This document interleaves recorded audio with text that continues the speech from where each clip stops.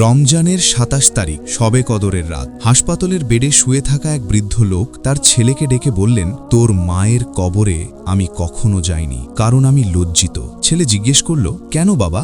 বৃদ্ধের চোখে পানি এলো, কারণ তোর মা মারা যাওয়ার আগে আমাকে একটা ওয়াদা করতে বলেছিল, যা আমি রাখতে পারিনি। আজ তুই সেই ওয়াদা রাখবি? ছেলেটির নাম ছিল ইমরান। বাবার দুর্বল হাত ধরে সে বসে রইল। বাইরে থেকে ভেসে আসছিল তাহাজ্জুদের আজান। হাসপাতালের করিডরে মানুষজন তাড়াহুড়ো করে অজু করতে যাচ্ছিল, কিন্তু ইমরান নড়ল না, বাবার চোখের দিকে তাকিয়ে রইল।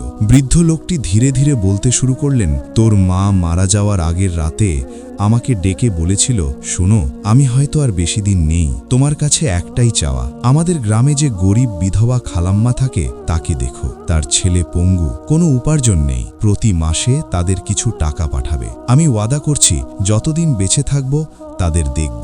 আমি তখন তোর মাকে প্রতিশ্রুতি দিয়েছিলাম, কিন্তু বৃদ্ধের গলা ভারী হয়ে এলো। কিন্তু তোর মা মারা যাওয়ার পর আমি ব্যস্ত হয়ে পড়লাম, চাকরি, সংসার, তোকে মানুষ করা, সব মিলিয়ে ভুলে গেলাম। একবার মনে পড়ল, কিন্তু ভাবলাম পরে করব।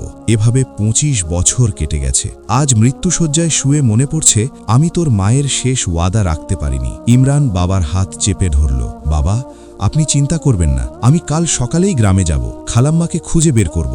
বৃদ্ধ মাথা নাড়লেন, না বাবা, শুধু টাকা দিয়ে আসলে হবে না, তুই প্রতি মাসে তাদের খোঁজ নিবি। তোর মায়ের রুহের মাগফিরাতের জন্য এই কাজটা তুই করবি। আল্লাহ তাআলা তোকে উত্তম প্রতিদান দেবেন। সেই রাতেই বৃদ্ধ লোকটি শেষ নিঃশ্বাস ত্যাগ করলেন। ইমরান বাবার জানাজা শেষ করে তৃতীয় দিন সরাসরি গ্রামের উদ্দেশ্যে রওনা হল। গ্রামে পৌঁছে মসজিদের ইমাম সাহেবকে জিজ্ঞেস করল খালাম্মার কথা। ইমাম সাহেব দীর্ঘশ্বাস ফেললেন, বেটা, সেই খালা তো ৫ বছর আগে মারা গেছে, আর তার ছেলে, সে তো অনেক কষ্টে আছে, একা একা ভাঙা ঘরে থাকে, কেউ তাকে দেখে না।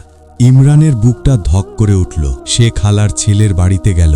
ভাঙাচোরা একটা ঘর, চারপাশে জঙ্গল, ভেতরে একজন মধ্যবয়স্ক পঙ্গু মানুষ পড়ে আছে, শরীরে ময়লা, চেহারায় রোগের ছাপ।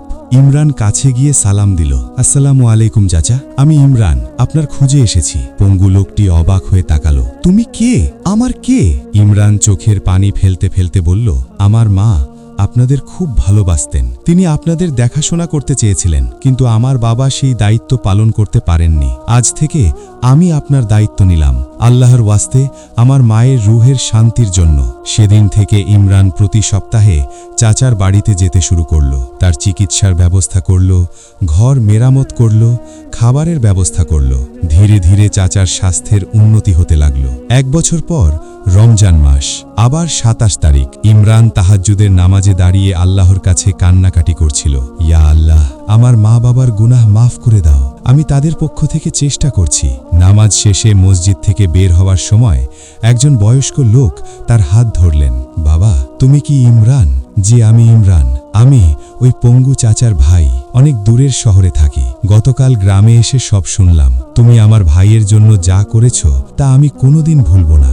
আল্লাহ তোমার মা বাবার কবর নূরে ভরে দিক। ইমরান চোখের পানি মুছল, মনে মনে ভাবল, মা, তোমার ওয়াদা আমি রেখেছি, আল্লাহ যেন তোমার এবং বাবার মাগফিরাত করেন। সেই রাতে ইমরান স্বপ্নে দেখল তার মা হাসছেন, বললেন, বেটা, তুই আমাকে এবং তোর বাবাকে বাঁচিয়ে দিয়েছিস, আল্লাহ তোকে জান্নাত দান করুন।